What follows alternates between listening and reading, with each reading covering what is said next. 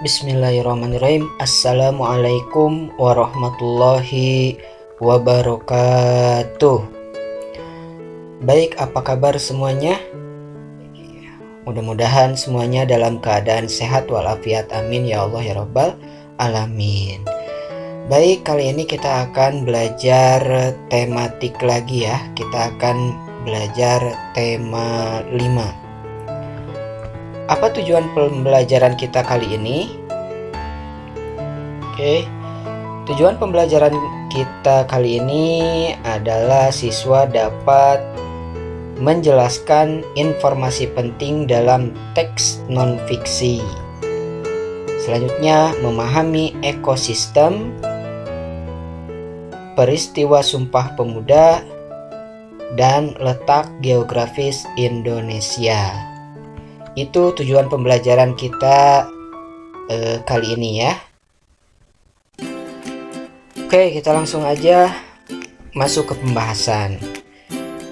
Menjelaskan informasi penting dalam teks non-fiksi. Teks non-fiksi adalah teks yang berisi informasi berdasarkan fakta atau kenyataan. Teks non-fiksi dapat kita temukan dalam artikel surat kabar atau majalah. Contoh teks non-fiksi antara lain jurnal tentang sejarah atau ilmiah, biografi, atau karya sastra. Oke, teks non-fiksi dapat kita pahami isinya jika kita dapat menggali informasi teks tersebut. Untuk menggali informasi teks non-fiksi, kita perlu membaca dengan seksama teks tersebut. Langkah selanjutnya adalah menjawab pertanyaan berdasarkan teks yang telah dibaca. Nah, gimana biar kita bisa mendapatkan informasi dari teks tersebut? Nah, kita ingat kembali dengan 5W dan 1H. What, where, when, who, why, dan how. Ya, apa, di mana, kapan, siapa, mengapa, dan bagaimana. Dengan kata-kata tanya tersebut, kita menggali informasi sehingga kita bisa mendapatkan informasi penting dalam teks non-fiksi tersebut. Ayo kita lanjutkan ke memahami ekosistem. Pengertian ekosistem.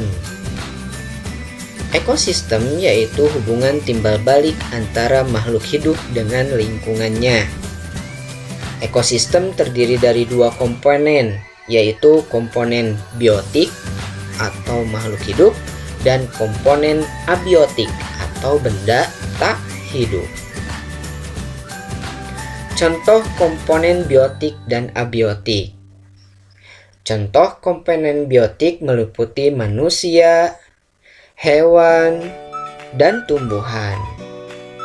Sedangkan contoh komponen abiotik meliputi tanah, udara, air, cahaya matahari, dan suhu.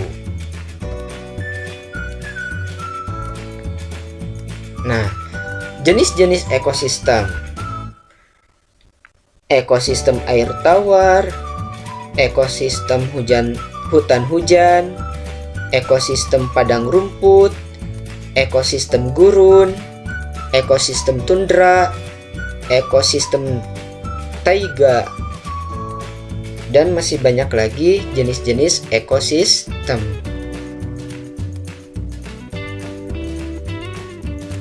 Lanjut. Jenis makanan hewan.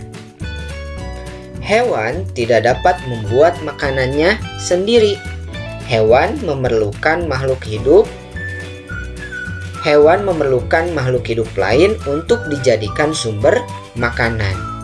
Jenis makanan hewan dibagi menjadi dua, yaitu tumbuhan dan hewan.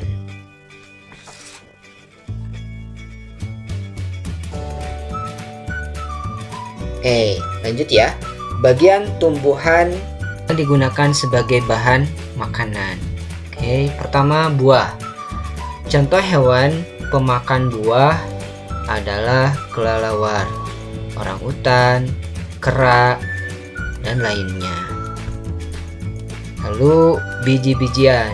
Contoh hewan pemakan biji-bijian adalah tupai, burung pipit, burung kutilang, dan lain sebagainya. Terus daun. Contoh hewan pemakan daun adalah kuda, koala, ulat, kambing, sapi, kerbau, dan lain sebagainya. Terus batang. Contoh hewan pemakan batang adalah panda. Lanjut. Jenis makanan hewan. Selain tumbuhan, hewan juga memakan hewan lain. Makanan yang berasal dari hewan berupa daging, ikan, serangga, dan bangkai hewan. Contoh belalang menjadi makanan bagi katak, sedangkan katak menjadi makanan bagi ular. Baik, kita masuk ke pengelompokan hewan berdasarkan jenis makanannya. Yang pertama, herbivora, yaitu kelompok hewan pemakan tumbuhan. Susunan gigi hewan herbivora terdiri atas gigi seri untuk memotong makanan dan gigi geraham yang lebar dan kuat untuk mengunyah makanan. Hewan herbivora tidak memiliki gigi taring. Contohnya adalah kuda, gajah, kambing, sapi, kerbau, dan lain sebagainya. Selanjutnya, hewan karnivora, yaitu kelompok hewan pemakan daging. Karnivora memiliki gigi taring atau paruh yang kuat dan tajam untuk mencabik dan merobek daging mangsanya. Contohnya adalah kucing, singa, harimau, buaya, burung elang, dan lain sebagainya. Selanjutnya, hewan omnivora, yaitu kelompok hewan pemakan tumbuhan dan hewan lainnya. Susunan gigi terdiri dari gigi seri, gigi geraham, dan gigi taring yang berkembang secara seimbang. Contohnya adalah beruang, orangutan, landak, tikus, ayam, dan lain sebagainya. Lanjut. Sekarang insektivora, yaitu kelompok hewan pemakan serangga. Insektivora memiliki struktur tambahan berupa lidah yang panjang dan lengket untuk menangkap mangsanya. Contoh hewan insektivora yaitu cicak, katak, bunglon, dan lain sebagainya. Baik, kita masuk ke daur hidup hewan. Daur hidup hewan adalah suatu proses perubahan dalam pertumbuhan dan perkembangan yang dialami hewan sepanjang hidupnya. Daur hidup hewan dibedakan menjadi satu, hewan bermetamorfosis dan hewan tidak bermetamorfosis.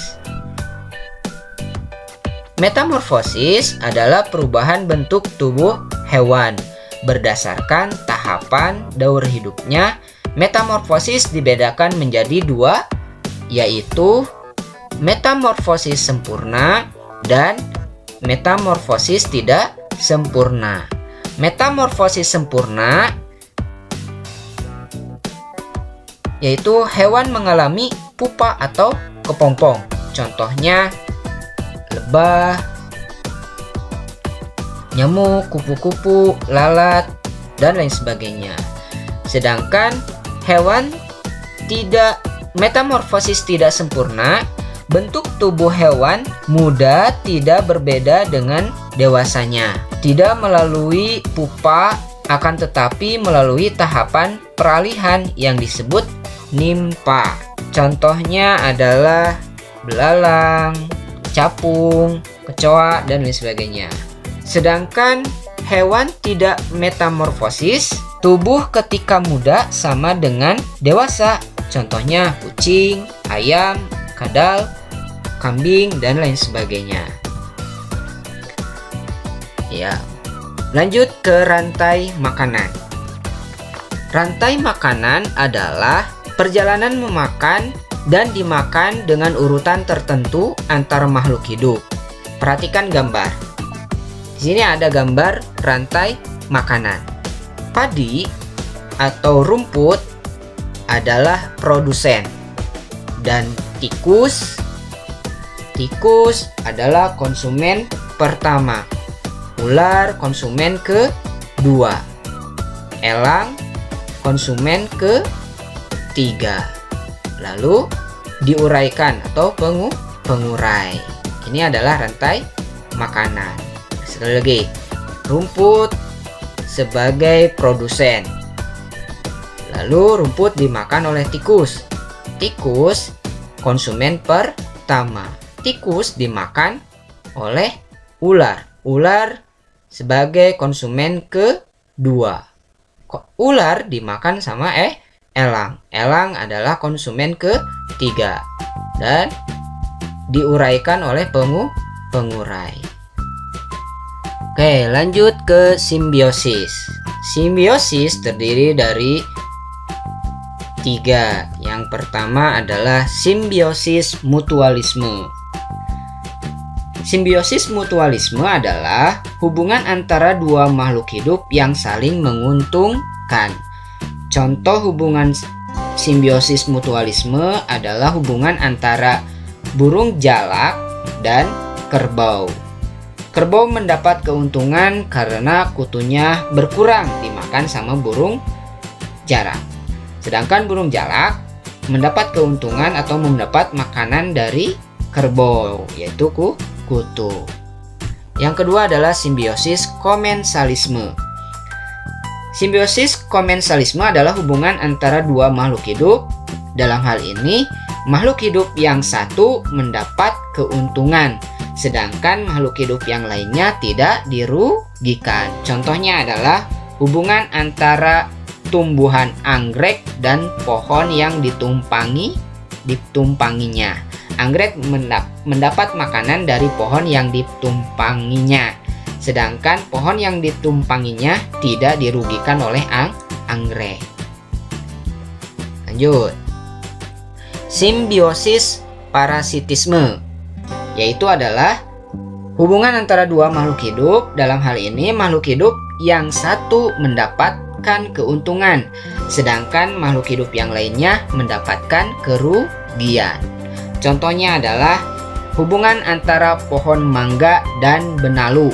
Nah, benalu mendapatkan keuntungan, yaitu mendapat zat makanan dari pohon mangga, sedangkan pohon mangga mendapatkan kerugian. Lama-lama pohon mangga akan menjadi kurus dan lambat laun bisa menjadi mati karena diserap zatnya oleh benalu. Kita lanjut ke peristiwa Sumpah Pemuda. Salah satu peristiwa penting yang memperkuat persatuan dan kesatuan bangsa adalah peristiwa Sumpah Pemuda.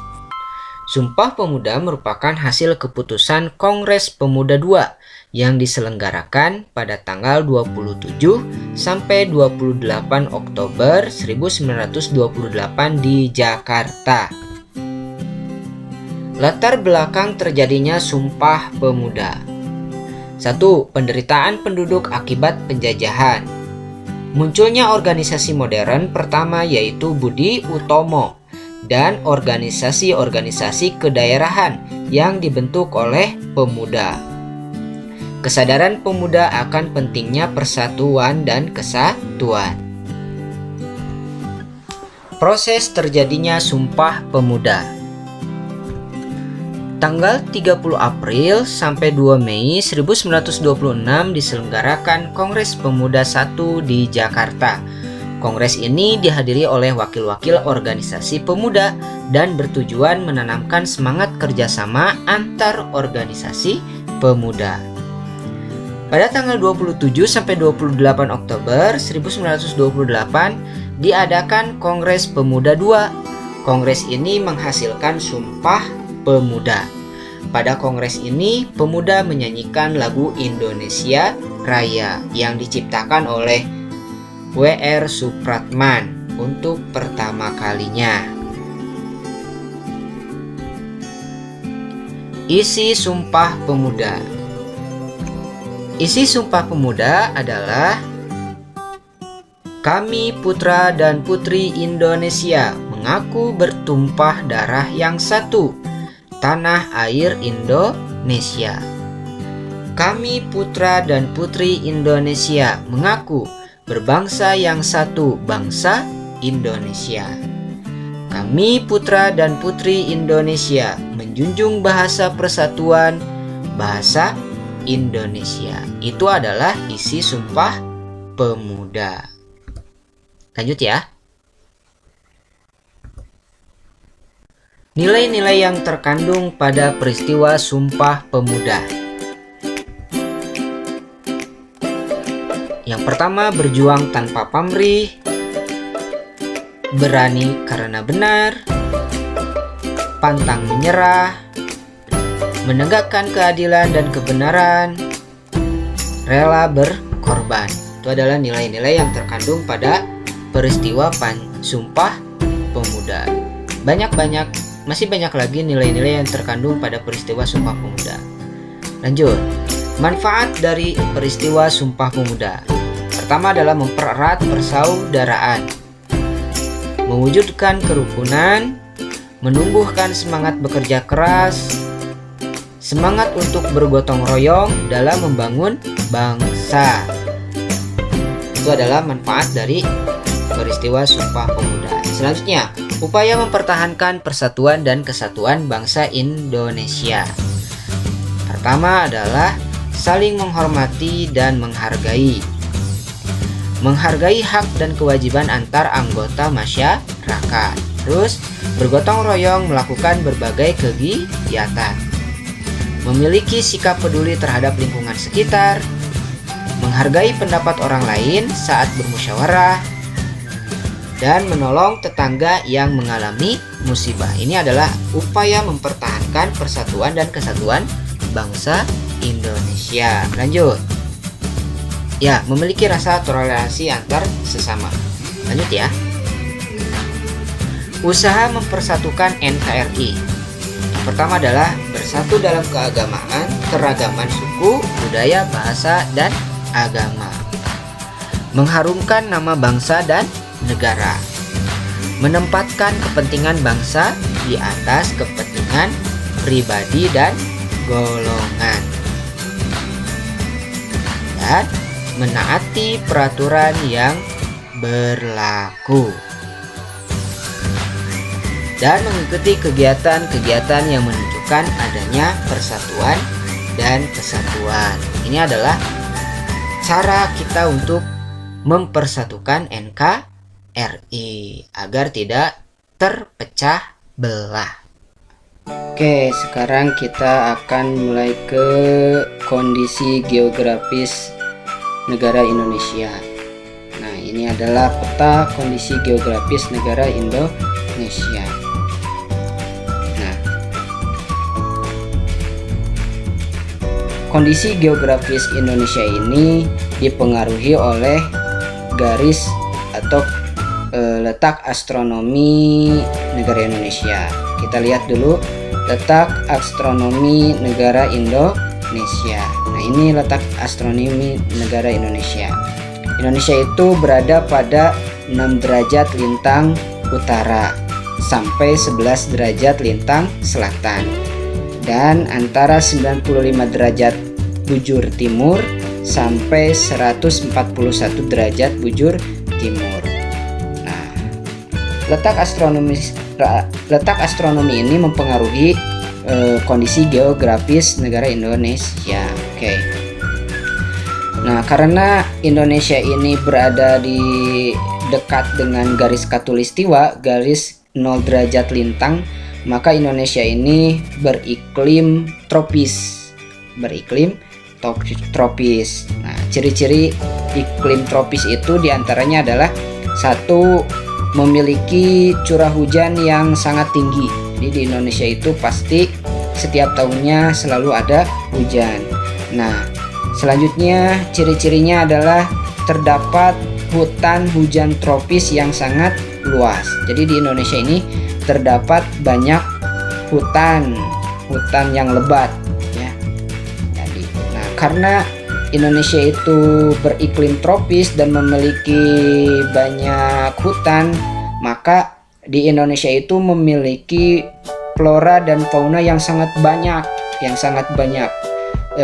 memiliki spesies flora dan fauna yang sangat banyak.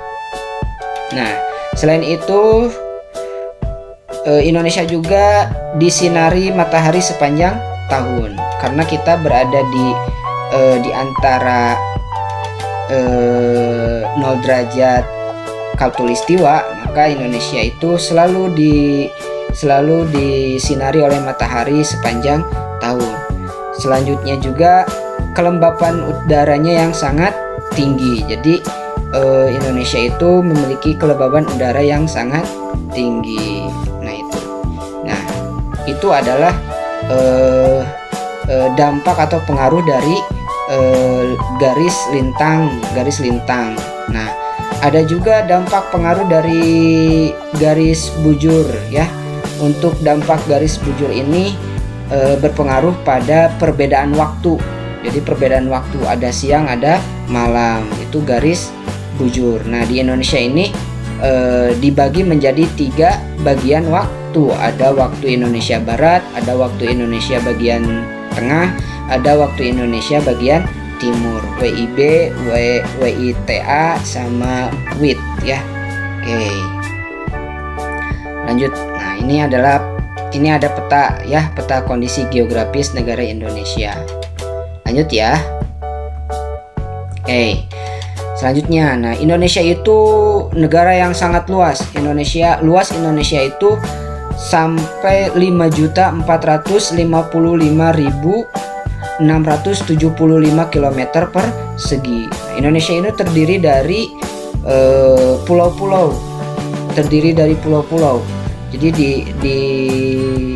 dikelilingi oleh perairan. Nah, Indonesia itu bisa dikatakan Indonesia itu negara maritim, negara yang banyak perairannya ya. Nah, sekitar 2/3-nya itu adalah perairan atau lautan ya, sekitar 3.544.744 km persegi. Nah, sisanya sekitar 1.900-an itu adalah 1.900-an itu daratan ya, Indonesia itu. Dan di Indonesia itu juga terbentuk, daratan Indonesia itu terbentuk dari aktivitas vulkanik. Nah, di Indonesia itu banyak gunung-gunung berapinya. Oke, sekarang langsung ke kondisi geografisnya ya. Negara Indonesia diapit oleh 2 benua dan 2 samudra, yaitu benua Asia dan benua Australia, dan juga 2 samudra, Samudra Pasifik dan Samudra Hindia. Nah, batas-batas wilayah Indonesia itu kalau di sebelah utara itu berbatasan dengan Laut Cina Selatan dan Samudra Pasifik. Terus sebelah timur berbatasan dengan negara Papua Nugini. Di sebelah selatan berbatasan dengan Samudra Hindia, dan di sebelah barat juga berbatasan dengan Samudra Hindia. Nah, itu ya, ini adalah letak Indonesia ya. Oke. Sekarang perhatikan gambar berikut ini ya. Ya, ini adalah gimana, udah diperhatikan gambarnya? Oke. Yang barusan itu adalah gambar peta. Nah, sudah diperhatikan, kita mulai ke unsur-unsur pada peta. Jadi peta itu memiliki beberapa unsur-unsur yang tadi kalian lihat. Coba kita bahas ya. Dalam peta itu ada yang namanya judul peta, terus ada juga garis astronomi, terus ada juga mata angin, ada juga skala, dan terakhir ada legenda. Itu adalah unsur-unsur yang ada pada peta. Oke. Yang pertama adalah judul peta. Nah, ini contohnya judul peta. Peta wilayah kedaulatan dan yurisdiksi nasional Republik Indonesia. Ini adalah judul peta. Selanjutnya adalah garis astronomi pada peta ya. Di peta terdapat garis astronomi. Nah, ini garis astronominya. Ada namanya garis lintang dan ada juga garis bujur. Jadi garis lintang itu adalah garis imajiner yang membentang horizontal melingkari bumi ya, melingkari bumi, jadi horizontal. Kalau garis bujur adalah garis imajiner yang melingkari bumi secara vertikal. Kalau garis lintang mah dari pinggir horizontal gitu ya. Kalau garis bujur mah vertikal dari atas ke bawah ya, gitu ya. Iya. Lanjut. Nah, sekarang mata angin. Di dalam peta juga ada mata angin. Nah, ini mata angin ya. Terus ada juga skala. Pasti di dalam peta selalu ada skala. Nih contohnya ini. Biasanya dalam peta itu suka ada tulisan 1 berbanding berapa juta, misalkan 1 berbanding 2 juta misalkan. Nah, itu adalah skala. Jadi 1 senti di peta sama dengan beberapa kilometer di berapa juta kilometer di ukuran sebenarnya. Itu namanya skala. Lanjut ya. Oke, sekarang legenda. Nah, di dalam peta itu pasti ada gambar legenda. Di situ banyak sekali tanda-tanda, misalkan jalan raya, misalkan ada tanda ibu kota negara, ada tanda ibu kota provinsi, ada sungai, ada gunung, ada pertambangan. Di legenda itu pasti dijelaskan ya, di mana saja yang ada terdapat gunung-gunung atau pertambangan dan jalan-jalan atau sungai-sungai. Nah, itu adalah unsur-unsur pada peta. Baik, itu yang bisa Pak Hasbi sampaikan. Untuk lebih paham lagi bisa baca-baca di buku tematik atau bisa mencari atau baca-baca di buku-buku referensi yang lainnya. Baik, Pak Hasbi tutup. Wassalamualaikum warahmatullahi wabarakatuh.